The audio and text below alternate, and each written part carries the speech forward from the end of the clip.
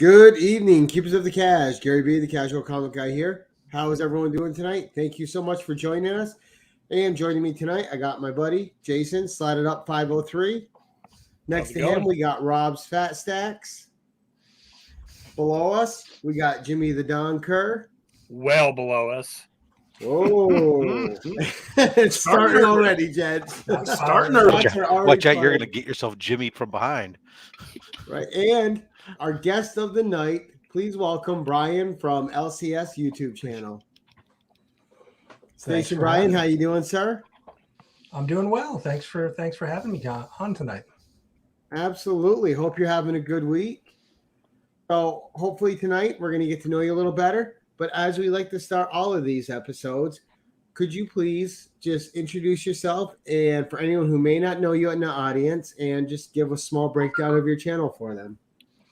Sure. Brian from LCS. I've been on YouTube now since spring of this year, like March, April time frame. I'm doing the usual stuff, the unboxings and I try to do some other content that maybe other people aren't doing. I do a weekly video. I have books that I sell, comic books collections that I've purchased that I sell on eBay. So I usually do a weekly video of those, what is sold. And that's it. I mean, I've been watching content on YouTube, comic book content on YouTube, probably for about 2 years, but then finally decided to, start with my own channel. So when you said to start with your own channel, was it because you're like, well, I can do what they're doing. I got a lot of comics. I got all this knowledge. I just want to get into it and have some fun. Or did you want to do it from the meeting people perspective? I think a little bit of both. I've been selling on eBay for a little while. I picked up a few collections. Some of the collections books I would keep for myself, and then others I was, looking to surplus. So I started selling on eBay, and when I started looking at some of the channels, producing like regular weekly segments, maybe it's the Monday mail call or a certain show on a Wednesday, and so I said, well, I have content because I'm selling on eBay, so I can do a video at least once a week that will highlight what I've sold, comics that I've sold. And then I started with that, and then it grew from there. I agree. When you watch Jimmy's channel, you say, I can do that. I mean, facts. Those are facts. I'm not going to lie to you. If I can do it, anybody can do it. That's how we all started, Rob. We all watched one Jimmy video and said, yep, we can do it. I can do this. Yeah. Throw my hat in the ring. So I wanted to ask you specifically about your eBay selling, because I know you're a reader too, and I know Spider-Man's your big character. But when you're in the store and you're buying comics, are you buying primarily to read, or are you buying for the eye to resell, or are you just selling out of the stock you have from the past? So, yeah, I mean, any new comics that I'm buying, I'm just buying for my own personal collection right now to read. Although I'm way behind on my reading, I'm buying a lot more than I'm reading. But any new comics, unless it's a certain book that maybe, there's a rumor about, and, I might pick up an extra, copies as a spec buy.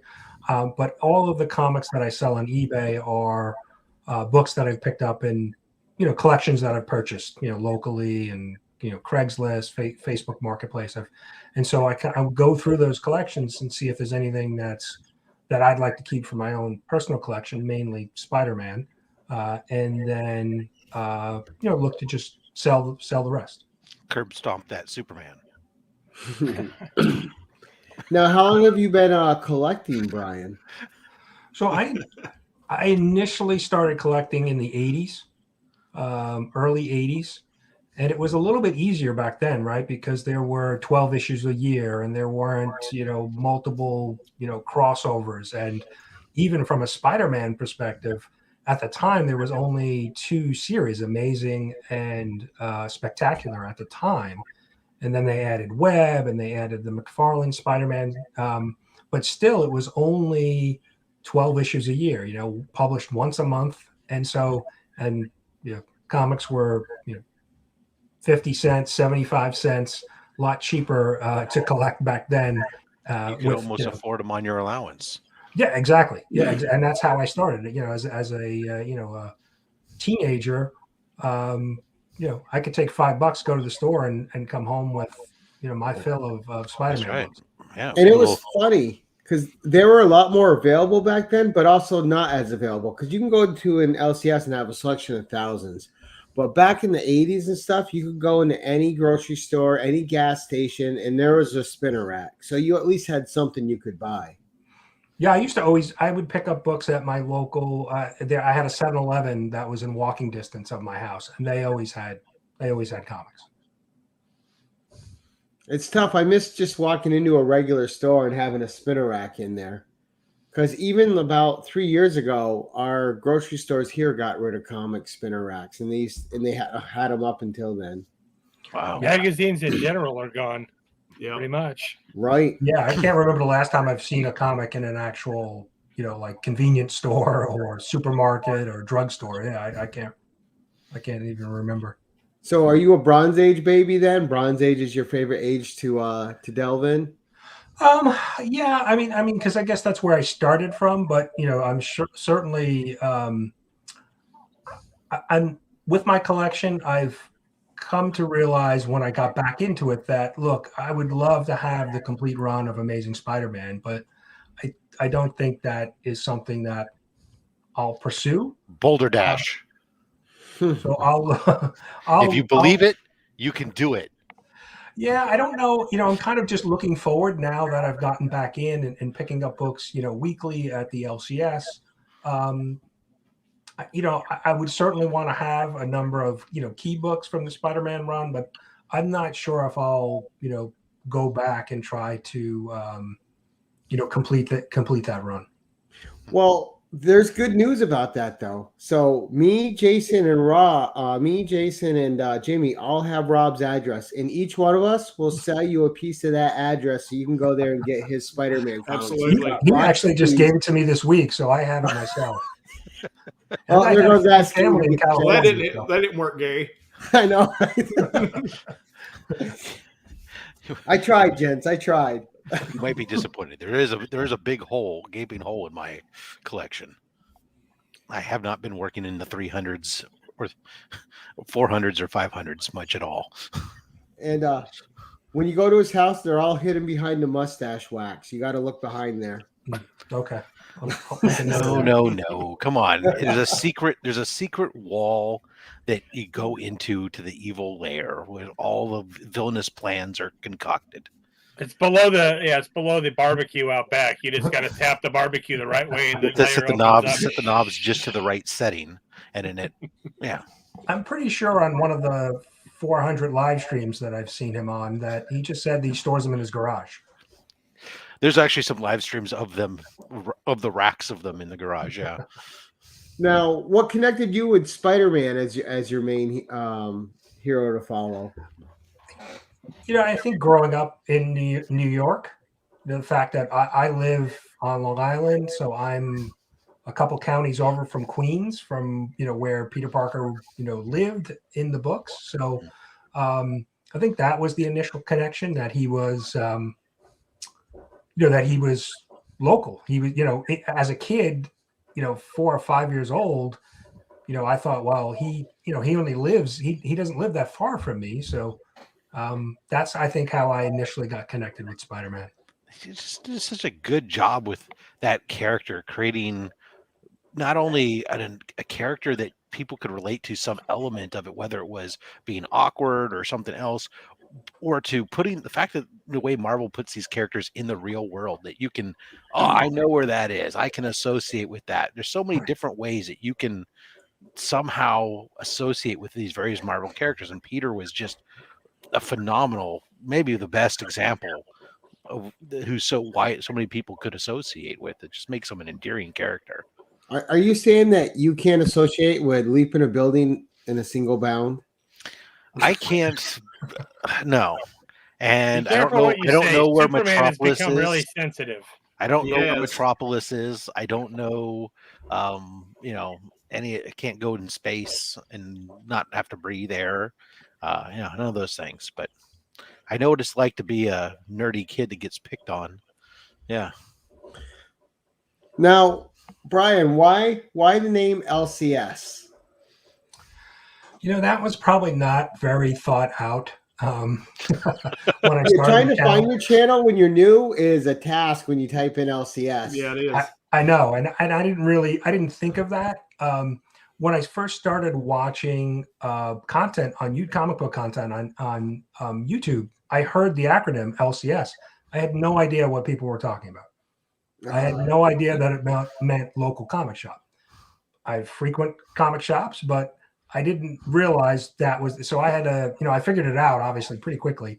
But then I said, everybody uses that term LCS. So why don't I just call my channel LCS? Wow. That's pretty bold. Naming your channel after something you don't know. I mean, it could have been Looney Crazy Sex Offender. Well, no, before I named the channel, I figured out what it was. Jimmy's channel was first name, look at me. And then he calmed it down a little bit. Then it was, It still please look is. at me. And then, No, I just get on and say, look at me now. I don't even, Right? name it that. Just look at me. Hey, at least yours has something to do with comic books. I mean, you could have been named Slotitup503 for God's sakes. Well, and that's I've had a YouTube channel, or created an account for probably 10 years, but never really didn't use it much. I had a few personal videos, things like that, on it, and then I when I said, all right, let me actually create a comic book channel, I just quickly changed the name on it and started to format the channel to make it fit the comic book mold.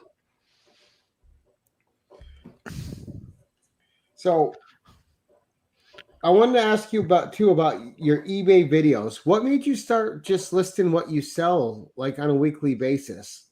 Because that was like content I'd never seen before. In your weekly, this is what sold this week. Did you just want to share from your personal experience, or are you trying to make it like an instructional video for people? Well, the initial thought behind it was, I was watching other content of people doing unboxings, and I think we all can agree that some of the most popular videos or videos that we enjoy watching are seeing, other books that people, the collectors are showing. So I figured, all right, well, I sell books. I've had books listed for a few years now, and I sell books pretty much every week. So I know at least I can produce one video kind of recapping what I've sold, being able to show the comics, which should draw some interest, right? People should like to watch that. And so that was really just the initial thought of, at least I know I can produce a weekly video based on a topic, a reoccurring, sales. And I didn't have to come up with, other ideas. That was my first, initial thought. And then, as I had other, comics coming in and, picking up stuff at the LCS and started to do some other content. But that was really the initial thought of, oh, well, I can start a channel and at least I have something, that I would have weekly. I remember seeing that it was sold on eBay and being really intrigued by it because it was such a different look at some content. Everything was like, here's what's coming out this week, or here's what's this, but never or here's what's the rising spec, but never really anything that was focused on here's what actually sold. And I'll admit though, I didn't understand at first that it was your sales. I thought it was just like, I was like, how is he picking what sold this week to spotlight on here? But whatever, it doesn't matter. I still found it entertaining and watched it. But now it makes more sense. Okay, this is stuff that I was selling and whatnot. But again, it was definitely what was great about it was something different from that vein, or is, I should say. If only there was someone out there that like covered Conan. Right? Yeah, I'm always searching for that, but I can never see them find that. Right? The only channel I know that does that sucks. So nobody watches that guy. You don't got to worry about him. Oh goodness. So you're talking about looking for new content and creating content. What made you decide to create I always get it messed up. CBCS awards or CBCA awards? See, Comic Book Community Awards. Okay. So what prompted that? What sparked that idea for you? So I, prior to starting the YouTube channel and really getting back into comics, I had a personal finance blog that a blog that I would create content on like 3 times a week. I had it since 2013. And so I was kind of in another niche community, the personal finance community, where there was a lot of blogs and a lot of other content being created. I mean, in the last couple of years, there's more personal finance content that is on TikTok and even on YouTube.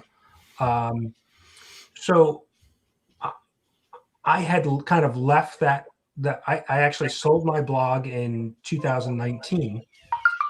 And so I had a lot more free time on my hands because I was managing it all by myself, writing articles, and really kind of in the community, reading other personal finance blogs, those type of things. And so once I sold it, it was, I was looking for something else to do with now the free time that I had. And so that's how I got back into the comics. But when I got here and then I started getting more involved with a lot of the other channels, I realized that there was no awards. And the personal finance community has an awards. They do it once a year that they, and they highlight all of the different blogs or YouTube channels or whatever it may be. And so I said, oh, well, I think I could take that same concept from that niche community and carry it over here. Because I was simply amazed at all the content was being produced. I mean, you have content, that is highly produced, highly edited. You have great interviews. You have very what channels are these? I want to write this down. So I want to check some of these out because it's definitely not any of us. I was gonna say you'll be hearing from Jimmy's lawyers, for him not winning everything that you did. So that's really what where the idea came from was really kind of borrowing it from another niche community and saying, well, let me see if I can make this work within the comic book community. Nice. And it started out and it was a little rough and you got a little kickback from some people, but that seemed to have alleviated fairly quickly and things seem to have got back down to normal for you. Yeah, I think things, I think some people just weren't, it wasn't on their radar. And so they got, people were upset about it because they just didn't know about it.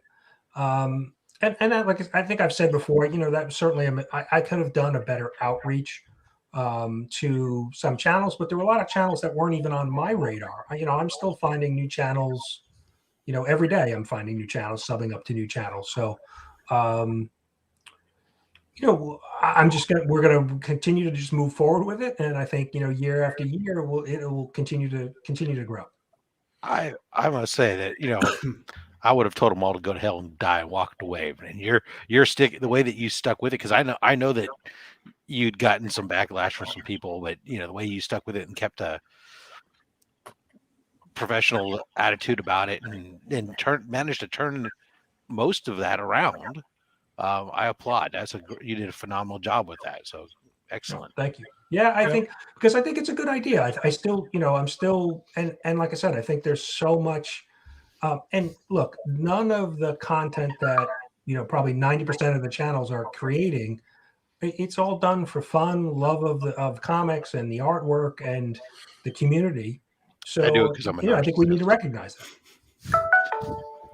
Jimmy does it for his ego. It has nothing to do with comics. 100%. That's what narcissist means. Yep. I am textbook narcissist. I just thought there wasn't much to do in Kentucky, so we figured we'd start it. Here we go. That's true. You got a question from the crowd from DJ Links. He says, in hindsight, is there anything that you would have changed with the awards rollout?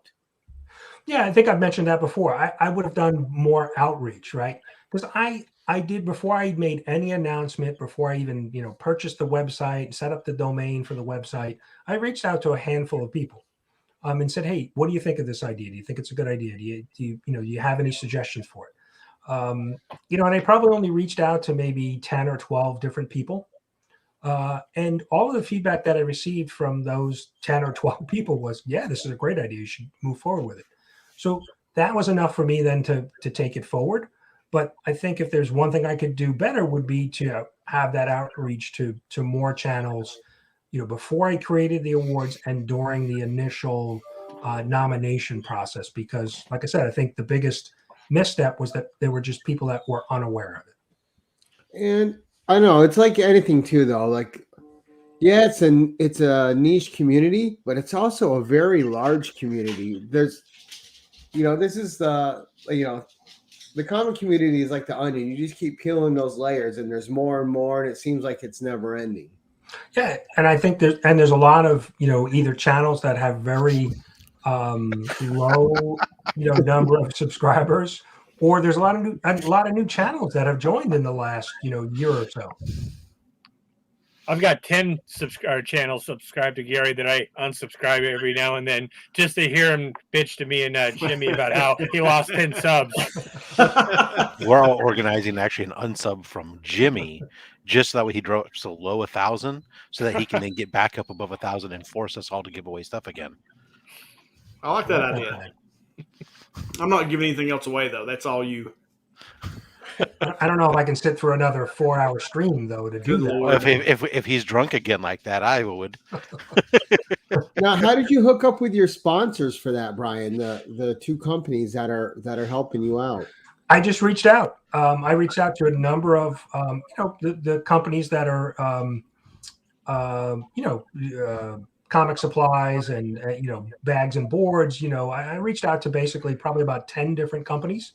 And, I got some replies back asking a little bit more information, and then, cover price and my comic shop were pretty much on board from the beginning. I kind of sent them an opening email, kind of a pitch, and they were, they were on board. There were a few other that went back and forth with me a few times, just trying to understand the idea and the concept a little bit more. And then they stopped, they deleted my emails, I think. And that just might be a first year problem, right? Because I think so. Companies don't want to take that risk and dip a toe in something that's untested. And I bet as the years go on, if you continue doing this, you'll get more and more feedback and backers that want to jump in after they see it's an established thing. Yeah, and that I'm hopeful that right now I'm just really focused on obviously this year's and the award show in December. But then, I want to open it up for feedback across the entire community, reach out to as many people as possible and see, what changes or what improvements we can make for year two. Nice. Now, are you planning to so you are planning to continue this forward annually? Yes. Okay. Yep. So, and there could be changes year to year based, on categories as maybe, new things come in. Next year there could be, maybe a category that's related to, NFT collectibles. Who knows, right? But I think the categories will evolve as the community and the hobby evolves. Now, I did have a question from the chat. Taylor Winder wanted to know why there wasn't a Cranky Comic Guy award. Yeah, I think that was one that was under consideration, but it didn't make the cut. I think there's best, mustache that we're looking, maybe best mullet for next year. There's a couple different, categories that are being, kicked around for year two. Best mustache, Rob's already got that locked. Yeah. You think so, but you never know. There should be a best bourbon and barbecue in the comic awards, and we could see Rob and Jimmy wrestle it out one weekend.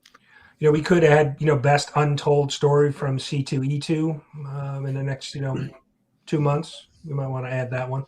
There you go. Why wasn't there a best? Best hands. So that is weird. There's a lot of channels out there where the people don't show their faces, and it's always kind of funny because some of these people got big personalities, but they just don't want their face shown. And then, you got an ugly guy like me that doesn't care. Did you go through that struggle when you were going to start your channel, if you were going to show your face or not? Or were you just like, I don't care? No, were you used to being in public? No, I didn't care. I mean, because I've had a blog, like I said, I had a blog, And so my picture was there. I was writing under my name. It wasn't, in a fake name, a pen name. And so, yeah, starting the video was just, will people want to look at my ugly mug, why I'm giving, comic book content or advice away. So that was really the only hesitation, but. So I just didn't think that anybody would care to see my hands. So there was a duck growing out of my face. Damn StreamYard ducks. Get out of here. Right. That's right. When you go like that, then you keep putting comments up. You know what? I can go up there, Jason, because no, that's fine. Me and this duck. I'm from Oregon, dude. We like the ducks. Come on. You know that he's usually up there, but he moved you up there this time so his face could be seen. That's all right. Look how slanted his eyes are right now. Oh, come on. You know how many hits he had before this show went live? Now, where do you want to see your channel grow into? Are you pretty happy with where it's at right now, Brian? I'm good with the slow and steady course. I think a lot of us probably have goals to get to 1,000. That's the kind of the big milestone. But like I said, March, April that I started my channel, and I'm at 350 subs today. So I'm fine with the pace that it's growing at. It's slow and steady works for me. And I think the CBCA awards were pretty clever because it did get your channel some quick growth.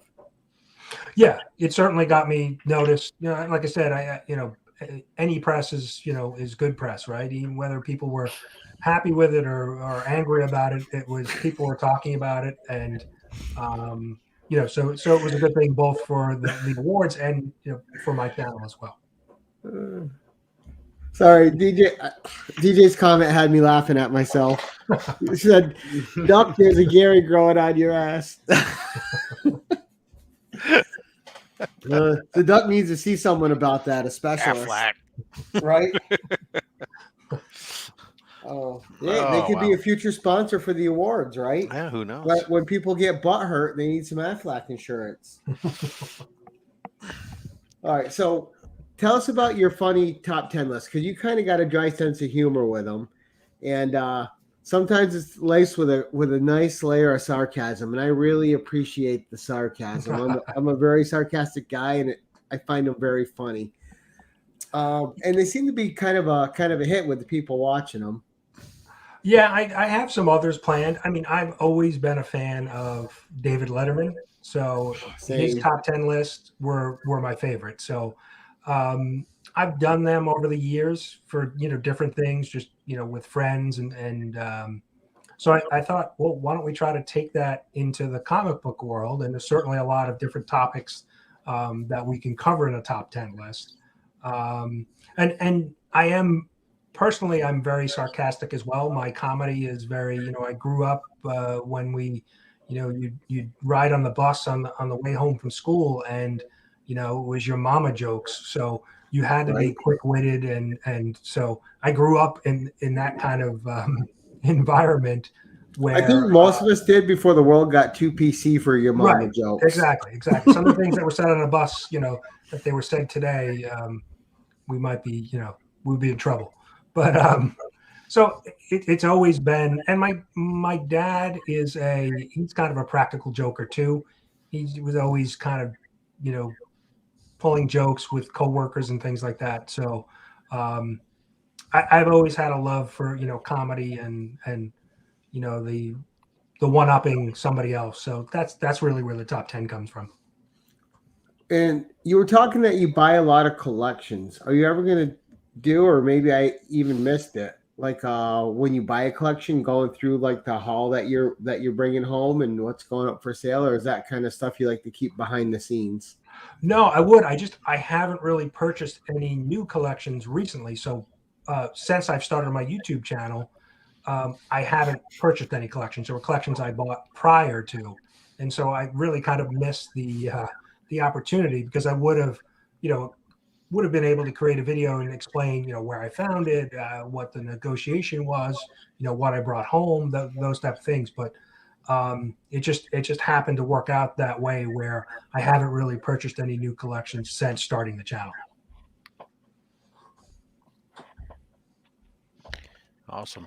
Evil's with us. Jimmy is sorry, catching up on the question for you. comments. Yeah. Go ahead, Jimmy, with your question. I'm good. Yeah, that's what I thought.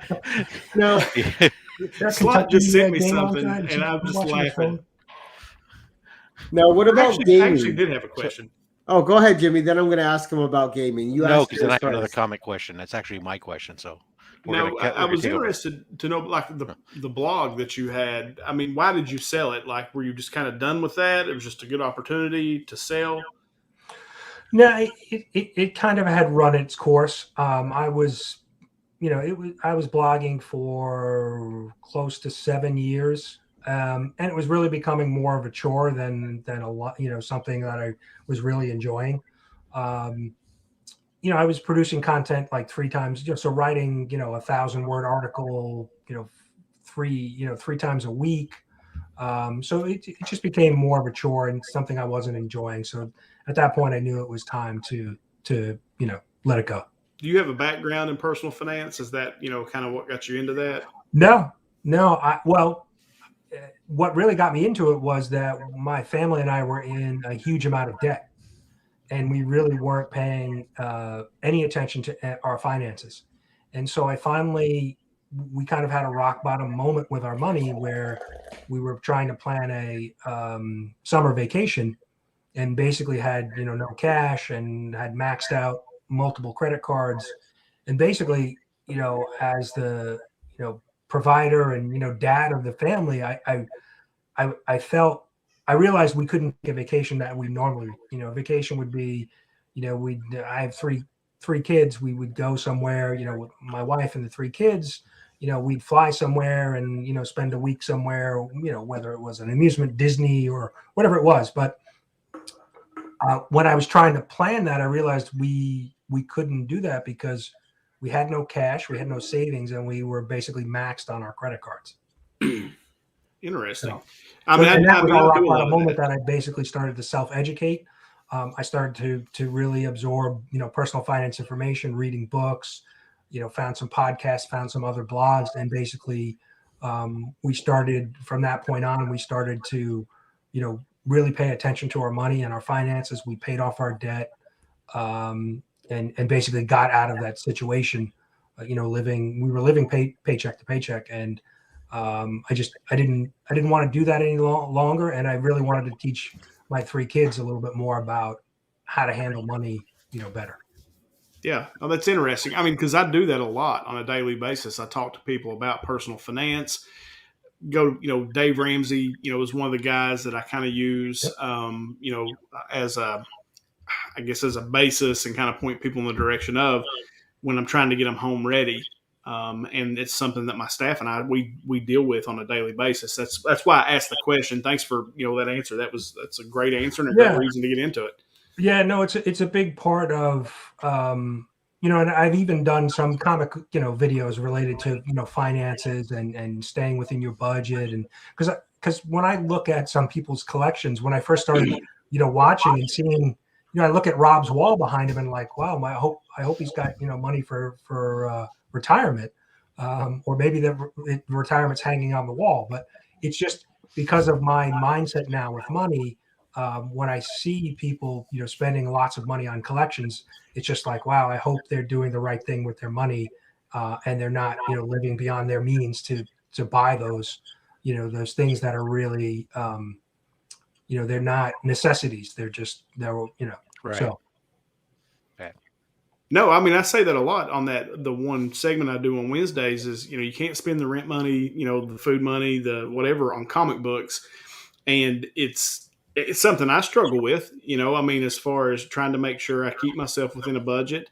I try not to spend mine and Amy's money on what I play with, which is the comic books and toys and things like that. And try to live by a budget. Yeah, no, I think that's really interesting. Yeah. And we were, my wife and I, kids, I'm trying to think, we were probably 10, 11 years into the marriage, and we were just living, well beyond our means, using credit cards to support, just vacations and things like that. And, we made good money, but we just weren't managing it well. And so, it was, something that I never really learned. My parents did the basics, taught me how to, manage a checkbook and things like that, but never really had and a lot of it's really common sense, but unless you're really focused on it, you can find yourself like we did. We were just overspending and maxed out credit cards. So it get really complicated. I think it's more common than people talk about because they're kind of ashamed about it, or don't want to talk about it because it's everybody has debt. Everybody has a credit card. If you don't have the cash, you just use the credit card for it and you pay it off whenever. So and that's the reason why I think the initial question you asked was why I started the blog. So I was excited about the fact that we had made the change and that we were getting out of debt, that hopefully I could help somebody else out there with our story. That was really why I started the blog. Oh, that's great. Yeah, that is great. And you would be surprised. I mean, most people are I see that situation just about every day, where my staff will come to me. We bring people in and kind of hold seminars for people on getting out of debt and what you got to do to try to get them on the path to be able to buy a home. And that story is very, very common. And for most people, what you said was interesting. You didn't look at your money at all. Like you didn't look at finances at all. You were just, and most people don't. Right. And maybe you don't know how. Right. It's great. We felt if we could manage the minimum payment on the credit card each month, that was our financial plan. We were okay. Yeah, and I think it gets really complicated when you inject kids in there, the whole mix, and when you start off Absolutely. young, you don't have everything seems like, well, I had all this time, right? You don't realize how quickly until all of a sudden the time starts going, oh, well, you know what? My kids go to college in X number of years and all this other stuff that kind of crumbs into that stuff. So yeah. No, yeah, it is always something to balance. Kids need cars. And I wanted to teach my kids a little bit more about it because they were like when we started, they were early teens, and so I said, "Wow, look at how we've mismanaged things. If I knew this when I was 20, I probably would be retired at this point." But I realized in my 3 children that I need to make this change for myself, but also to teach them better and kind of lead by example, so that they can benefit from the mistakes that myself and my wife had made. Phenomenal. Yeah, that's great. That's awesome, man. On a non-financial note, but taking it back into comics. All right, so being a Spider-Man fan that you are, Peter Parker, let's say he can't be Spider-Man for a while. Who's the Spider character that you'd want to follow most, and why is it Miguel O'Hara? It's interesting because I don't really have a very good perspective on the Clone Saga and all that because I wasn't collecting, and so I've read very little of that, and so I know some of it from listening to others, but I haven't read it firsthand. So the current Spider-Man, with Ben, the storyline with Ben Reilly is enjoyable for me because I don't have the baggage from the past history because I just didn't read it. So Ben Reilly then is your of the. I just don't know. I haven't read any of not even an the educated clones. Answer. Not even the clones. I mean, you read any like the Miles Morales Spider-Man or Spider-Gwen or Spider-Woman or Spider-Woman or Spider-Woman or how many more Spider-Women are there, Gary? Gary knows them all. Yeah, there's Let's been just say 4. Spider-Woman, and then then Arana and I haven't, and I actually feel now that I have my own channel and I'm trying to read as much as possible. Now be good to hell. But I'm still way behind because so I got out of I collected from the early 80s and probably till 1990, 1989, 1990, and then got out until really back at the LCS weekly in last year, 2020. So you managed to escape just before the Clone Saga. Congratulations, you are a hero. So I do want to go back and read that, but I just right now I just don't have that perspective that others have because they did read it. So what was your take on Nick Spencer's run on Spider-Man, which was pretty much universally panned. Were you a fan, or did you just didn't care for it either? And that's so I went back. I started collecting, got back into collecting probably, right around like issue 45. So I went back and picked up, I have the complete current run from, 1 to where we're at 76 or 77 right now. So, and I've read all of that. And the thing that really bothered me about the Spencer run was that it was such a slow burn. I mean, it took us 74 issues to figure out who Kindred was. Yep. And wow. And coming back into reading after a long break, what really also frustrated me was like Peter Parker nothing's changed for him. He's still making the same mistakes. He's still, down on his luck. He doesn't have a job. He's low on money. He's rooming with, multiple people because he can't afford a place on his own. And it was just like, I was hopeful that the character would have evolved a little bit. I mean, I understand that's why we like him. He's, who he is at his core. But I was hoping they could, and I know there was, Parker Industries and things like that. But that was all done by Doc Ock, and then he ruined it when he. But it's hard to evolve a character if you take away the one support mechanism that was actually a really big influence and being helpful to him. But when they stripped away Mary Jane as his wife, I mean, Mary Jane was more of a superhero oftentimes than Spider-Man was, because she was, when Peter got done and had all that emotional baggage and everything that went down, that allowed him to unload and take and shoulder that burden for him. And that's what killed Spider-Man for me, is when he took away Mary Jane, because she was half that book for me after they got together. It's the relationship. Not only that, back in the day, I really enjoyed that Peter Parker became a professor, that his life was evolving. He was becoming more. And he was just having to find different ways to balance being Spider-Man with his new mature job, like being a professor at EMU or whatever it was, Empire State University. ESU. ESU, yeah. But and that was good. And then every time they relaunch it, I just stopped taking it back to young Peter Parker. Yeah, and I didn't need the whole, Parker Industries with him being a new Iron Man. Not every superhero needs to be a billionaire running his own tech empire and all this stuff. Yeah, okay, it explains sometimes where all this money comes from or how you come up with all these gadgets. I mean, it always was a little bit odd, some of the things that Peter could come up with on his own, even though he was a smart kid. But he also oftentimes worked with the Fantastic Four, and he said, okay, great. So Reed Richards helps him out on this stuff and whatever else. But I don't know.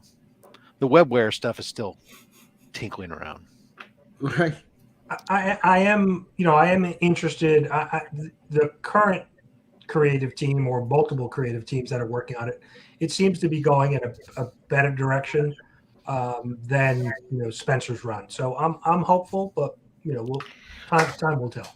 As a ardent anti-clone Spider fan, I will say that the 2 issues thus far has me willing to sit there and say, you know what, this doesn't look like it's too bad thus far. But all I have done is dip my toe in the water.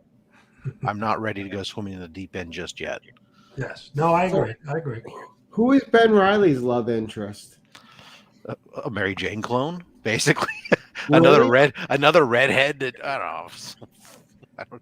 Well, I mean, if the real Peter Parker likes redheads, you'd think the clone would like redheads too. Who doesn't like true. redheads? Come on. Jimmy's clone still likes to tip cows.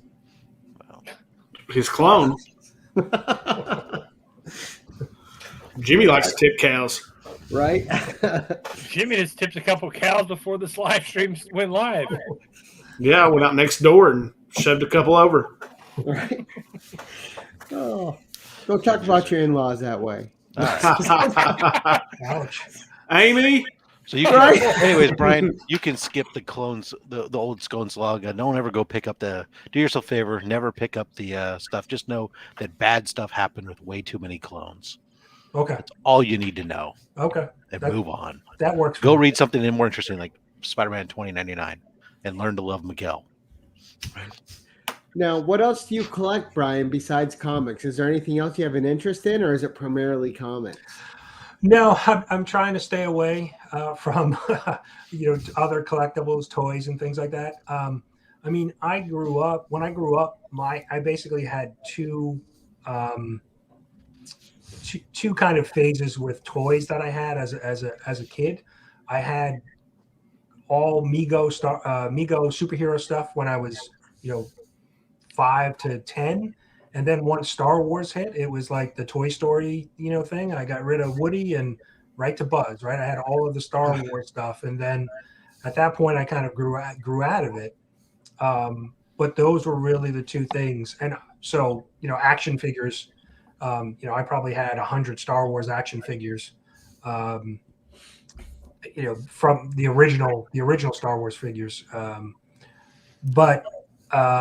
So I definitely have an interest in those, but I'm avoiding those right now because I just don't want to have spending money on them. In your memory, what was the coolest action set or vehicle or something you had for your Star Wars figures to play that was your jam? You wanted to. I didn't have it. I always wanted the AT-AT, the Walker. I had a Death Star. I had X-Wing. I had a Land Speeder, TIE Fighter. I had a bunch of stuff, but the AT-AT I never had it, and it was something I always wanted. I will admit that was me too. I never had that AT-AT. We had an ATST. We had the Ewok Village and everything else. I mean, the Millennium Falcon was probably my favorite of all the ones I ever had, but I always wanted that AT-AT too. That was always the one thing that never had. See, I'm the opposite. I wanted the AT-AT, and it's all I asked for one year for Christmas. I'm like, I don't care if I don't get anything else. All I want is the AT-AT. And you didn't get it, did you? I got it, but I never got the Millennium Falcon. So you guys got the Falcon. Yeah, I had the Falcon. We had to find each other as kids, and you guys could have had. We could have combined the AT-ATs and the Falcon together. What was really nice was I had a younger brother, and so Mom would buy, the action figures. She'd always buy the exact same action figures for each kid, and then she put nail polish like on the bottom of the feet. One, she put nail polish 2 stripes on one and 1 stripe on the other, and that's how we told whose figures were who. That way the kids didn't fight, right? The boys that's pretty clever. The boys had the exact same figures, and they knew which one was theirs. They couldn't argue, right? And then they never bought us though the same ships or play sets. So we had quite the ensemble, TIE Fighters and X-Wings and Dagobah and Ewok Village and all this other stuff. But you never had duplicates of that. So we had a lot of stuff. That AT-AT escaped us.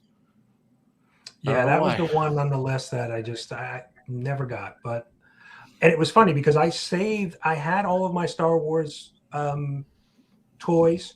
I kept them, really good condition. And when I was in college, I still had them, and I needed some cash. Friend was having a yard sale.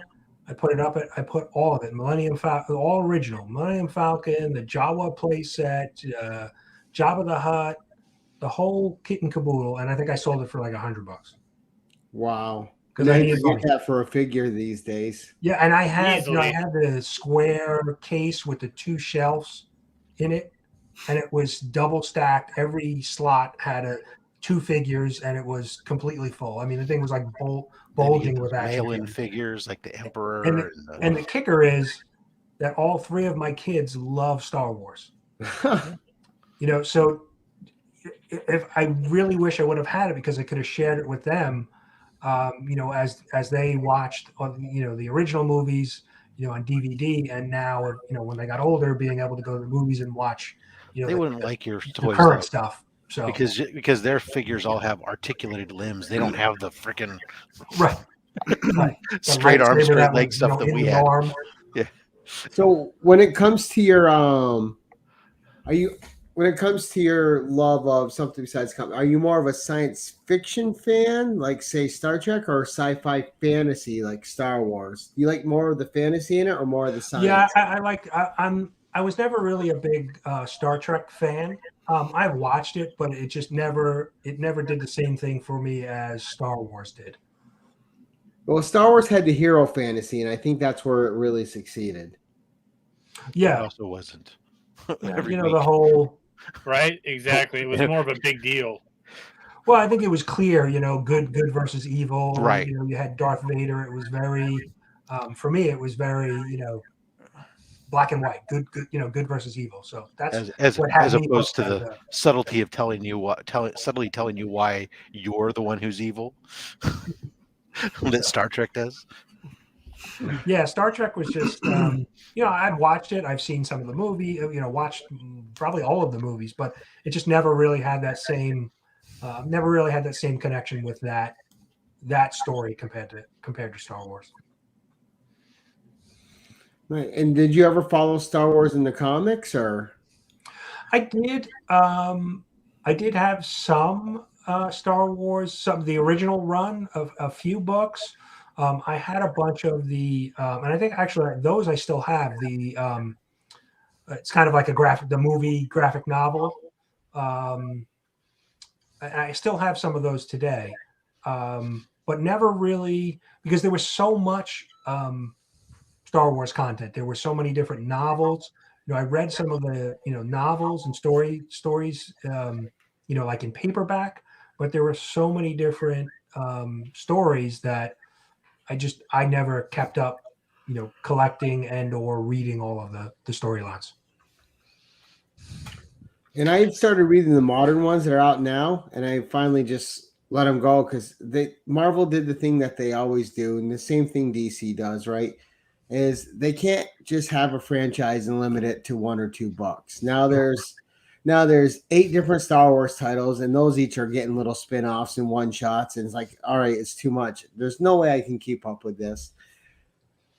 So, and I am picking up some of the current runs of books, but I haven't read them. It's something I want to go back and do, but I haven't. So part of that is probably just speculation as well, because you never know what potential character could show up from the comic in a Disney Plus show or a movie. Now I did want to ask you too, and it's something all of us have purchased, but I noticed that you also dip your toe into slabs. And we haven't really had anyone on this show that's been really anti-slab. So what got you into slab and books and collecting slabs? Well, when I initially started collecting, there were no slabs, right? The slabs were Right. They came around 2000 in the 80s. But when I got back in,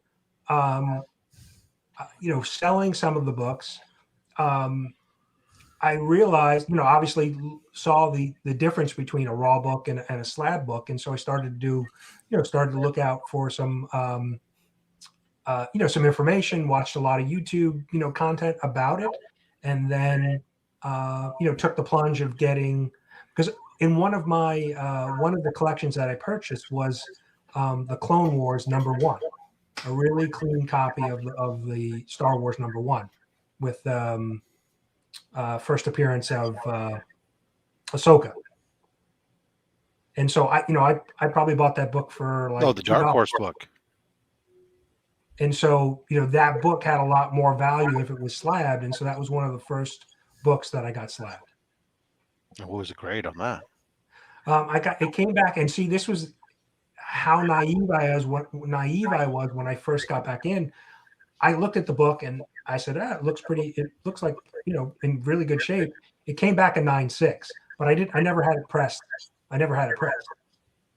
Damn. So it probably could have been a 9.8 with a press and a clean. Depends what it is, yeah. But the thought was get it slabbed, and I was going to, I ended up selling it. Oh. So I didn't keep it. So early on I was in the frame of mind of just selling books, not really collecting them initially. But very quickly, a couple months in after getting back involved, I realized like, I enjoy collecting, I enjoy reading. And so then it kind of transitioned from just selling books and buying collections to you're getting back into really collecting and reading books. Now, are you into any independent titles? Because I know Jimmy reads a lot of them, Jason reads a lot, and I've been reading quite a few. There's some great stories out there. I think Rob stays mostly mainstream, right, Rob? I'm sorry, I was distracted by my dog. What was that? Oh, I was asking him about his indie reading, if he reads it, because you're not a big indie guy. You're mostly right? Mostly Marvel and DC. My indie only really kind of drifts a few titles. But no, I know that Jimmy and I and Jason all have our favorite indie titles that we read. Do you have any? I am picking them up. So I'm reading Eat the Rich. So that's a book, a title that I'm reading. I'm trying to think what else. There are a few others that I've collected that I have purchased. Barbaric, but I haven't read them. Barbaric. You got to read Barbaric. Yeah, Barbaric's so good. So yeah, and so I'm hearing, and that's part of the I guess issue now when I go to the LCS is that watching so many videos on YouTube is that you hear about so many different titles that may have not been on your radar. But I tend to pick up books because I'm hearing recommendations. And so I'm definitely collecting, a lot more than I probably normally would if I wasn't watching YouTube. That is a hole that's easy to fall down. What's that? Oh, I never heard of that. Let's go check that out. And now, are you susceptible to FOMO, or it doesn't bother you if you see something, or do you go, "Oh, I got to have that too"? It depends on the week. Some weeks I'm good, and then there's other weeks where I'm like, I'm trying to remember. There was a recent week that I walked into the store and, had a plan, and then that plan very quickly went out the window and probably spent, it was over $100, and I wasn't planning on spending $100. But you could spend less than that. Yeah, that's a lot of weight for Rob. Usually it's in the $40 range is my typical new comic book day week. I'm doing it wrong. $40 is like a comic book shop exclusive. That's like one title for me. Yeah.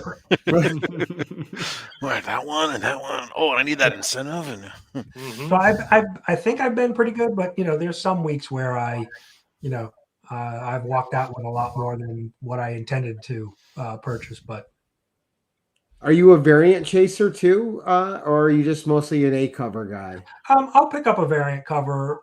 If the art, if I really like the cover of the art, so I'm certainly not. I'm not chasing every. I mean, there's just so many. I was looking at the Amazing Spider-Man 74, and there were like 12 different covers. I did pick up, I think, 3 or 4 of those covers, but at $9.99, that was probably the week I spent over the $100. Right, because those are $10 books. Yeah, $10 books. So I definitely blew my Jimmy's $25 budget that week. So, but yeah, Spider-Man's $9.99 a book. Just no, it was a double size. 70 current 74 legacy 875 issue. Yeah, or whatever it was. Yeah. Say, holy cow, that puts DC to shame with their Batman books and some of their Future State books. No, well, when Batman puts out the double books, they go to $9.99 right and stuff too. Because DC's been putting out the 80-page giants, which they're charging $10 for. And there's been a couple of those coming out a month. Right. We just had Green Lantern and what's that? 50 was a $9.99 book. Right? Yep. But and I understand why they do it, but I think in the long run it actually chases away readers. Well, I really think it's worse is, I'll give DC plays the game where they'll be on one numbering system and then they'll switch it over and then that's it. But like they done with, Detective Comics where when they reset it and then they reset it back. But man, when Marvel just playing this game with this, we're going to have this volume's numbering plus the legacy numbering going simultaneously. We're gonna go, oh, look at that. We hit a round number. let's have our 50th anniversary. Let's have a 50th celebration. Oh, look at that. It's 850. Oh, look at that. Right, because in this last year alone, two Spider-Man books came out that were $10. Plus, you had the Venom book, which was $10, And you'll have, and now they're gonna go to like 3 a month, so that way they can accelerate to get to 900 before the next quarter. Right. So it's so that way they can have the 900 book come out on the quarter. Well, and that was one of the things when I got back into collecting was I had to do like homework on Spider-Man because I was used to just Amazing Spider-Man and Spectacular Spider-Man. I did collect Web when it first came out and the McFarlane Spider-Man series, but then I realized they ended the current the original Amazing Spider-Man, then it was Volume 2, Volume 3, Volume 4. We were on Volume 5 when I got back in. I was like, what? No idea what the hell went on. So it took me a little while to kind of figure out. Volume 3 is like super short. Right. And I agree with Nab's comment here too. Whenever they make a giant size book, they want to have like 4 to 5 different stories in it. I'd rather have one giant story, one good coherent read from beginning to end that tells a complete tale. Yeah, instead of like someone walking down a alleyway, then they walk in a bar, and that's the story. Then the next, those little short little. What's it's funny is, as a person who's been picking up more and more Golden Age books and stuff, it's really actually just more of an akin to how the comic books were. And I pick up these books, and there's these Golden Age books. There's 4, 5, 6 stories inside those 80 something pages or 52 pages or whatever it is. But 64. by one author, though, right? It's hard to say. Some of them don't even have credited. The writers and the artists and stuff were working under contract. It'll just say have the publisher's name on this stuff, and some of it's not signed or not attributed as to who the artist or writers are.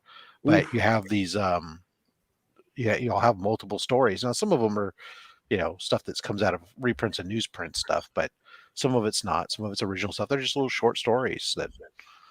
But I do like some of the stuff that like DC's been doing lately with the Batman books, where there's like maybe 2, there's a backup story behind there where I feel somehow like I'm getting a little something more, as long as both stories are at least entertaining.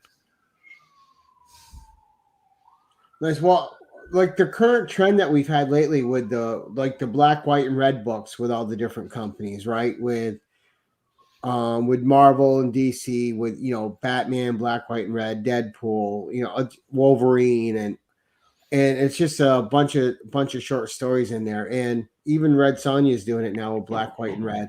And you'll read a story that's really good, and you're like, yes. And then the next story is just like, oh, yeah. The next story is okay. And it's just tough to go through all the different emotions in one book of, wow, that was great. Oh, that was sucked. Oh, that was okay. Then you leave there. Then you leave there at the end going, how did I feel about this book? Right. And and I don't know. Just be better with one. So we're getting there. We've been over an hour, but I still have another question for you. Sure. What do you think about today's current market, and what do you think needs to change, and how comics are being sold right now? Well, I think it's certainly changed from it's not just collectors, right? People that love the hobby, love the artwork, the stories, the characters. It's really more about investing and speculation, and so there's a big I know it's been going on for a few years, but since I've been back collecting, I'm there's so much of that focus on it. And then obviously when you have a book that sells for, Spider-Man #1 or Amazing Fantasy that sells for, millions of dollars, I think that really brings the negative light to comic book collecting, because I think everybody then thinks, oh, I've got a stack of comics in a milk crate over here and they're all worth, $100 million too. So I'm going to sell them. And I think we've heard stories of people going to yard sales or to pick up comics or look at comics or antique stores, and the comics are way overly priced because people just think that every comic is now worth, a lot of money, and that's not really the case. So There's a handful. will that change? I'm not sure. I think the hope, I think, is that for the people that are really in it for, collecting and reading and like I said, the stories and the characters, that we don't get, edged out by people that are just in it to just make money. Right.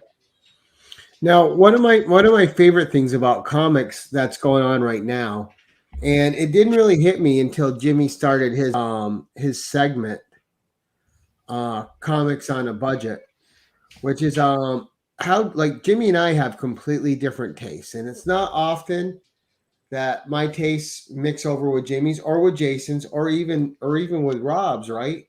But we have 5 different collectors here.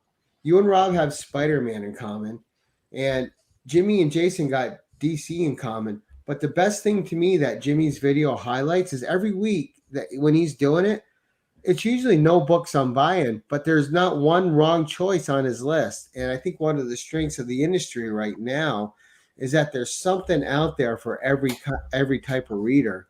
And I mean, and you and I have talked about it. You're like, oh yeah, there's nothing that you picked this week that you on your Right. bonus, Gary, that I'm reading. And I think you and Jimmy and Jason probably have similar tastes in that, except for Spider-Man with you and Rob. But I don't know. I just think that's a really big highlight to where comics are at the moment. No, I would agree. I mean, and I think we talked a little bit about, you're asking about some of the independent books. I mean, I think that's where some of the, some stories that some of the big, the big two won't tell or take a chance on, and you're seeing some of the better stories in some of these smaller, independent, books. And it's tough when you have a character that's, Spider-Man, who's, 60 years old. It's tough to change it up because you have a base of people that will, like me, who will collect Spider-Man, even when the story's not so great. And so if you really change that, that character too much, that you may lose those dedicated fans. So, Marvel isn't, or DC probably is not willing to take too many risks with those characters, those really Except established replacing characters. Superman. Except for Superman. Exactly. And his whole, yeah. Yeah. Well, also with independents, like it's easy to bring in new people that aren't really big comic people because they have like these little 5-book series, these little 6-book runs. It's so much, less intimidating to say, oh, that's a 5-book run. I could read 5 books, than say, okay, they're on book 653. Shit, where do I start? Right. Well, and I found that in going back and reading, I read the current run of Spider-Man. There were, probably at least once an issue, there was an asterisk somewhere saying, oh, that refers to a storyline back in that's issue because 563 or, Nick was 472. all over the gamut with going deep into lore, trying to undo everything that he could or tie into to make himself so clever. Your casual reader or, person that doesn't collect, every week, if they pick up a Spider-Man book and see that, I think that's really going to turn them off because they're not going to spend the time to go, do the research or understand what, what's happening in the storyline. Agreed. Yeah, I mean, it's always very intimidating hopping in there. I mean, there was that's how I had when I was hopping into Batman, and that's where I thought, the new 52 did what it was designed to do when DC launched it, and that it gave me an opportunity to jump in and get engrossed into the Batman mythos beyond what I just knew from movies and TVs, which of course is completely different than the comic strip, right? You knew of characters and maybe through some other ancillary reading, you knew some other stuff, but it could be intimidating, and at least it gave you a place to hop on. And maybe that's why these guys continue to feel that there's a need to reboot stuff, but then I don't know. Yeah, I think we've even there's no right answer. Seen that in the Spider-Man movies, right? With the different, the 3 different actors that have played Spider-Man, they always had to redo the origin, right? At least with the current movies, they didn't go back to when he got bit and that the whole origin story. We don't need that. Enough people know what happened to Spider-Man. We don't need to relive that every time we get a new actor playing Spider-Man. Yeah, agreed. So I guess Gary Gary Vee just said left, hell huh? to you guys. He fell asleep. Yeah, he just took off. Yeah, no, he's He like, decided I'm he had going some to take a red. nap. He's got some Redstonians to read. Yeah. Jason, you've been quiet. You guys have been talking about Spider-Man this whole time. I don't know anything about We can Spider-Man. Talk about something else. Well, I love Spidey, but I wanted to ask, what do you guys think about Superman, Brian? I mean, like, Brian, what do you think about the change? They're changing, it's no longer truth, justice, and the American way. It's truth, justice, and tomorrow. A better tomorrow. A better tomorrow. It's ridiculous, is what it is. But whatever. Yeah, I think like with any of the Batman, Superman, Wonder Woman, Spider-Man, the characters that have been around for so long, you can't. It would be tough to really change them dramatically, right? You can't mess with Superman. Except I'm a this isn't Superman. Superman. I've seen all the Superman movies. I grew up on Christopher Reeve Superman. You can't make those too many dramatic changes with the character, because you're just going to upset the history and the dedicated fans. So yeah, I'm not. I mean, like I said, I would like them to see at least move Peter Parker forward as that he's evolved a little bit, that he's learned from all of the heartache and mistakes that he's made over the years. But at the core, he's still got to deal with those things. But I think he would hopefully have matured a little bit. And then, like with Superman, you can't mess with what he stands for. I think. But this is the difference, where here in this case, it's not the same Superman. This is his son. It's the perfect opportunity to start to make some changes, right? And to be able to do certain things with the character, that because he doesn't have all of the same baggage and burden. Now, as for people who are akin to that book, just as I go, oh my God, they're bringing in Ben Reilly. What the hell are you going to do, right? It's the same thing from that aspect, but it is a different character, and that's the same thing that Spider-Man has the potential to do. Although Ben Reilly, probably more with Miles. Probably only for about 25 issues here, but but they've done it with Miles, right? They brought him in and be able to take a mantle, but bring on a new character that does something and be different with it, and reach out to a new set of group and a new thing. Now, will Kal-El be gone forever? No. Will he be? Maybe he'll get in a different book. Maybe he does. He comes back. I don't know.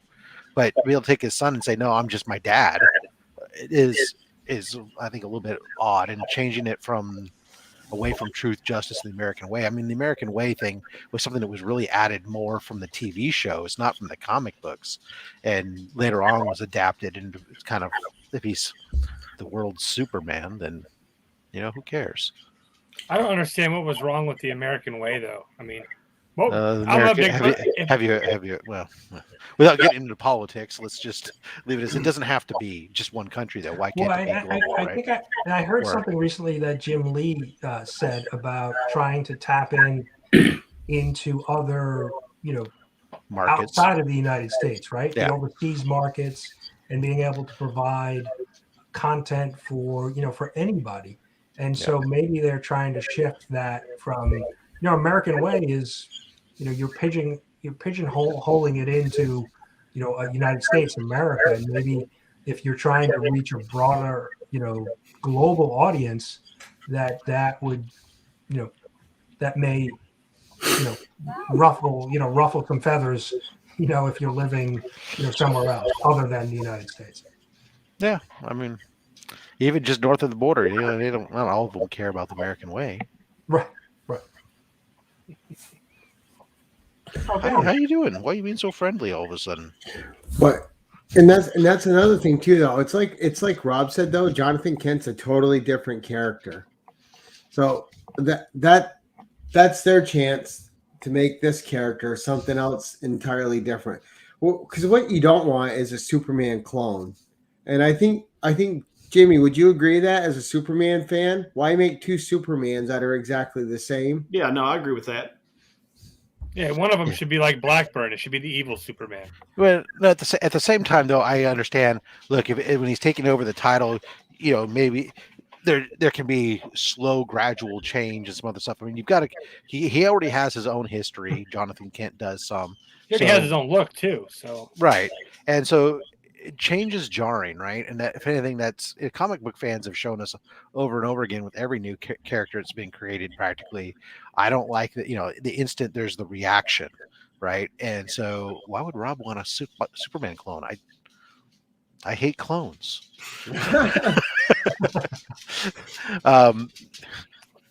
That's why we're Jonathan Kent over Connor Kent, huh?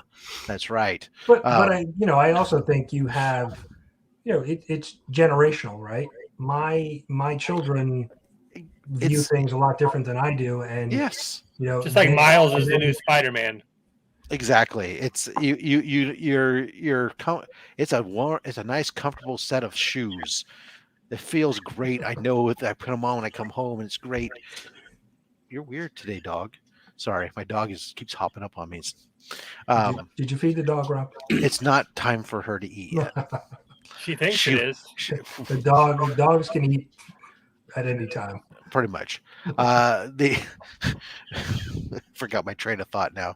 But anyways, I think it's good to make some changes, and where we're comfortable and happy with what we had when we grew up, and we always think that our time was the best time and everything else, right? But if nothing ever changes, then I guess I mean I agree. Progress. I mean I wouldn't mind the changes in the son, Superman's son, or like with Miles, but I think there's such a history with those older characters, Superman, Clark Kent, that if you tinker with them too much, that you're really going to, you're going to upset that base that supports that character. And has like the 0.2%, like Jimmy, that like Superman. Let's just face it. Although slotted up. we're all getting older and we're going to die, they need to get some new people, some new suckers hooked on this habit in order to keep themselves going. Yeah.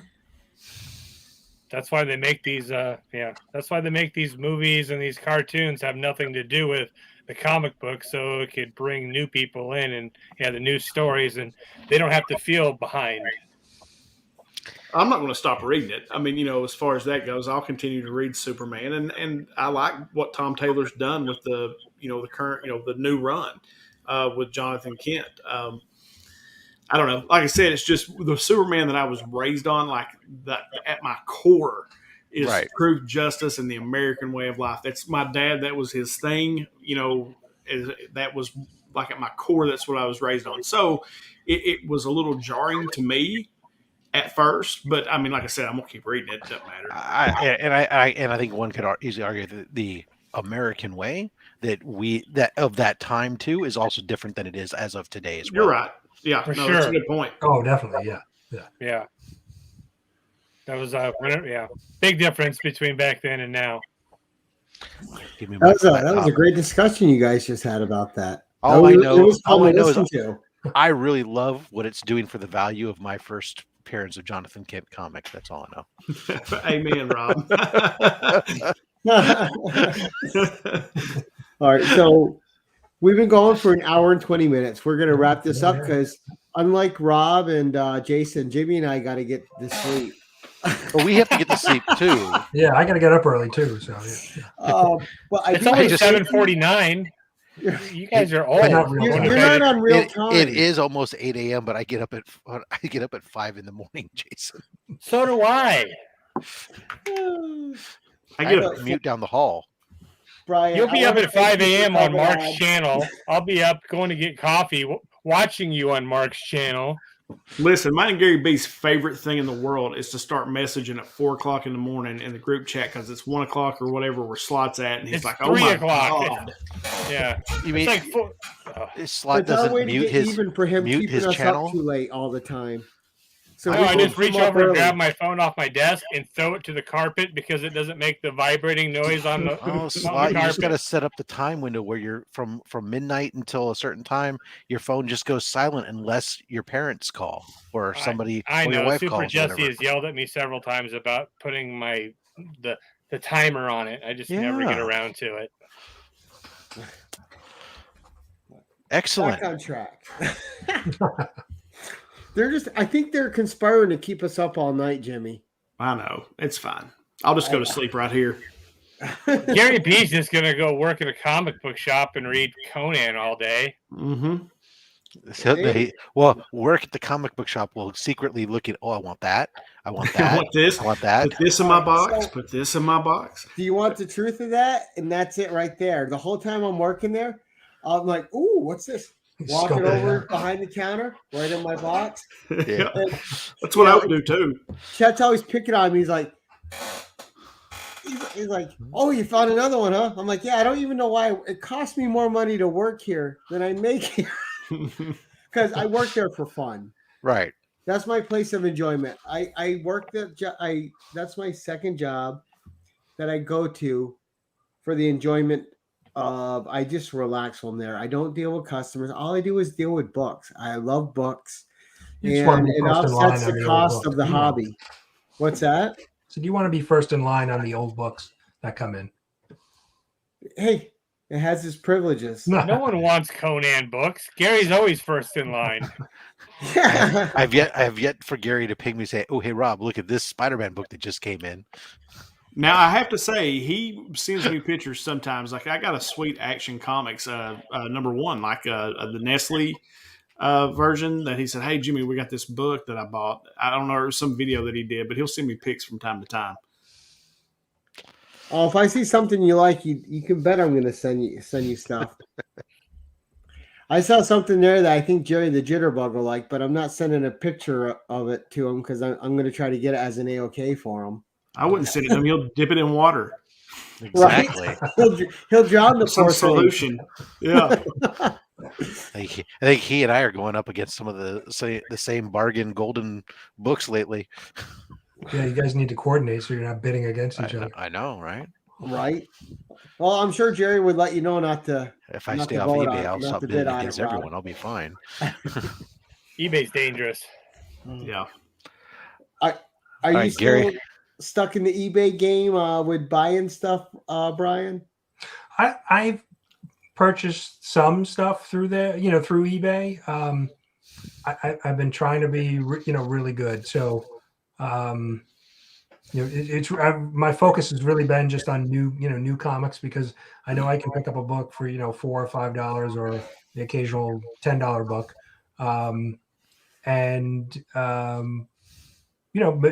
It's a book, whether I'll enjoy reading it or maybe it's a, potential spec book that I, could sell, somewhere down the line. But that's been my focus. I do want to pick up some of the key Spider-Man books, but I've been avoiding that right now, just trying to, keep the budget. If you want to pick up some of the keys, but you want to stay on budget, stay out of the first 100.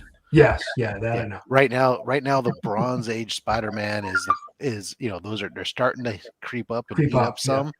Yeah. Now's the great time to get some of them. They can still be had for really good, except for some only a handful of books that in that era that are really super expensive. Right. And it's a great time to get in on that. If you want to do it on the cheap. All right, so Brian, as we like to do, we're going to start our goodbyes here. You get the last goodbye because you're our guest. So, Rob, what have you got coming up, sir? Oh, I've got a video I'm going to be posting. It'll be me opening up my comic book draft from Jimmy Jam's garage. That'll be posted up tomorrow. And then Saturday, Slab Hub, we have Eddie from Old Man Collectibles on this week on Slab Hub. And, of course, Monday Mail Call is going to be out of this world. I can't wait. I love Monday Mail Call. Everybody should go watch Monday Mail Call on Rob's channel. Like I don't know if it's just me or not, Rob, but I love the way Rob buys books. It's just insane. There's so many different things. I love it. It is like going down the buffet, isn't it? It really is. Like it's so much fun. Like I love watching Rob's Monday Mail Call. And it sounds like more space cover, so I'm already in. Jason, what you got coming up, buddy? Comic book wise, Sunday I'm going to have CMS Comic Vet on the channel. We're going to go live. He's going to show his Something is Killing the Children CGC submission that he's got back. And here pretty soon I've got a purchase I just made on eBay that I'm going to probably make a video for because I probably should because it cost me a shit ton of money to buy, so I should probably make a video for it. Right? And Jimmy? Let's see. Monday, of course, will be Mystery Box Monday. I've got a $50 custom box from Nerd Nostalgia that I picked up. We're going to open that. Tuesday will be first appearances and key issues for New Comic Book Day. Then Comic Books on a Budget is Wednesday. And then 10 Questions will be Thursday. And I have Austin LeMay this week, the artist. That's going to be a lot of fun. And if nobody's watched the one I did that came out today, Metarog, that was really good. Like, I really enjoyed talking to Roger. And he is an even different kind of collector. He is a collector to his core. Like, as far as like, he was really fun to talk to, and like, I really enjoyed that one.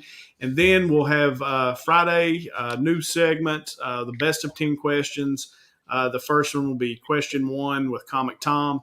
That'll drop on Friday, which is Water Who Got You Into Collecting. Nice. For my channel, we're gonna keep on rocking like we always do.